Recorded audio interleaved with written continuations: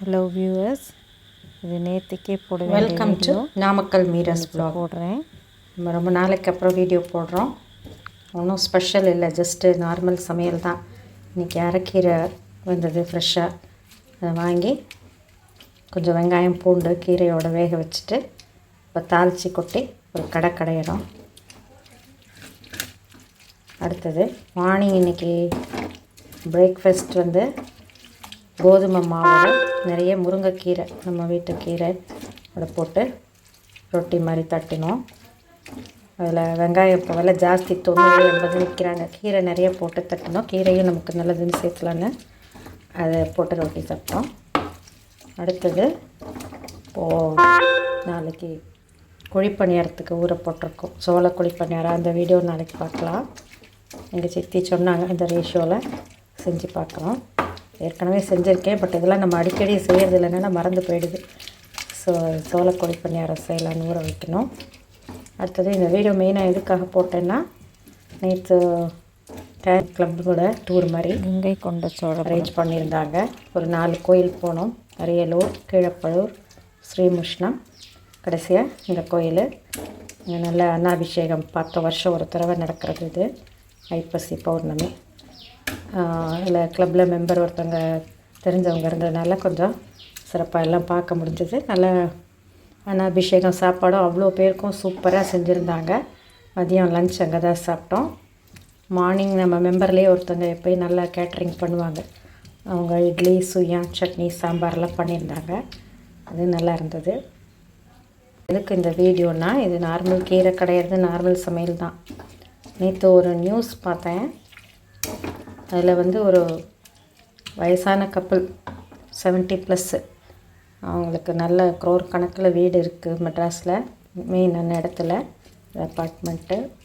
பிள்ளைங்க 2 பேரும் ஃபாரினில் செட்டில் ஆகிட்டாங்களாம். கல்யாணம் ஆகி 15 இயர்ஸ் அங்கே இருக்காங்களாம். பேர பிள்ளைங்கள வாட்ஸ்அப்பில் இந்த மாதிரி வீடியோ காலில் தான் பார்த்து பேசுவாங்களாம். கொஞ்சம் ஏஜ் ஆக உடம்புலையும் ப்ராப்ளம் இருக்கும். என்ன தான் எவ்வளோ வசதி இருந்தாலும், பார்த்துக்க எத்தனை பேர் இருந்தாலும் ப்ளட் ரிலேஷன் இல்லையேன்னு அவங்களுக்கு அந்த ஒரு ஏக்கத்திலேயே அவர் திடீர்னு டிப்ரெஷனில் இருப்பாருன்னு நினைக்கிறேன். கிச்சன்லேருந்து மாடியில் 13வது ஃப்ளோரோ என்னமோ அதுலேருந்து குதித்து சூசைட் பண்ணியிருக்காரு. அப்போது அந்த அம்மாவுக்கு எப்படி இருக்கும்? அவங்களும் 70+, ரொம்ப ஷாக் ஆகி ஹாஸ்பிட்டலில் அட்மிட் பண்ணி இப்போ ட்ரீட்மெண்ட்டாக இருக்காங்கன்னாங்க. இதெல்லாம் அவாய்ட் பண்ணுறதுக்கு நமக்கு இந்த மாதிரி கிளப்பு வந்து செய்கிறது கூட ஒரு நல்ல இது தான் நினைக்கிறேன். ஏன்னா இப்போது எல்லாம் ஓடி உழைக்கிறோம், படிக்கிறோம், படிச்சுட்டு அப்புறம் கல்யாணம் ஆனோம், அப்புறம் பிள்ளைங்கள பார்க்குறோம், ஹஸ்பண்டு, இப்படியே நம்ம உழைச்சிட்டே இருக்கோம். மெயினாக லேடிஸ் சொல்கிறேன்.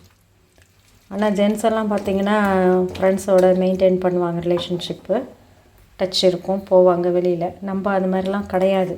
கல்யாணம் ஆகிட்டு அவ்வளோதான். ஓல்டு ஃப்ரெண்ட்ஸ் எல்லாம் வேறு ஊரில் இருப்போம். அதனால் மீட் பண்ணுறது கூட ரொம்ப ரேராக போயிடும். இப்போ தான் இந்த ஃபேஸ்புக்கு, இன்ஸ்டாகிராம் இதெல்லாம் இருக்கிறதுனால கொஞ்சம் கான்டாக்ட் ஈஸியாக இருக்குது. என் பையன் கூட சொல்லுவான், உனக்கு தெரியுமா, உன்னோட கோல்மேட்ஸ்லாம் தெரியுமா, அவனுக்கு ஃப்ரெண்ட்ஷிப் பற்றி எப்படி தெரியும் அப்படிலாம் சொல்லுவான். பட்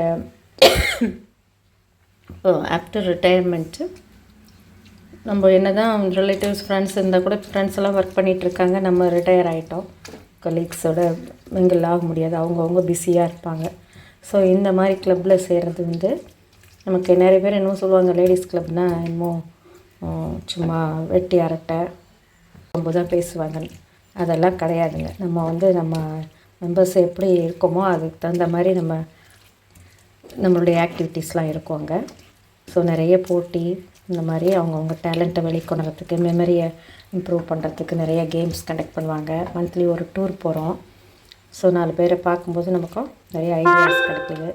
நம்ம மைண்டுக்கும் ரிலாக்ஸாக இருக்குது ஒரு வெளியில் போகிறது. இல்லைன்னா வீட்டிலையே இருந்துகிட்டு இருந்தால் எப்போ பார்த்தாலும் என் பையன் பேசலை, இப்போ அவங்கவுங்க ஏதோ பிஸியாக இருப்பாங்க. அவங்கவுங்க பிள்ளைங்கள கூட்டிகிட்டு வீக்கெண்டுன்னா வெளியில் போவாங்க.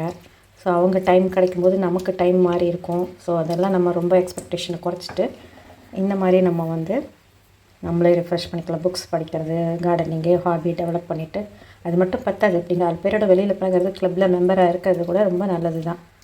ஸோ நம்ம நிறைய பேர் அதில் கிளப்பில் இன்னும் ரொம்ப ஏஜ்டாக இருக்கவங்க கூட இன்ட்ரெஸ்ட்டாக வராங்க. அவங்களுடைய எக்ஸ்பீரியன்ஸை நம்ம தெரிஞ்சுக்கலாம்.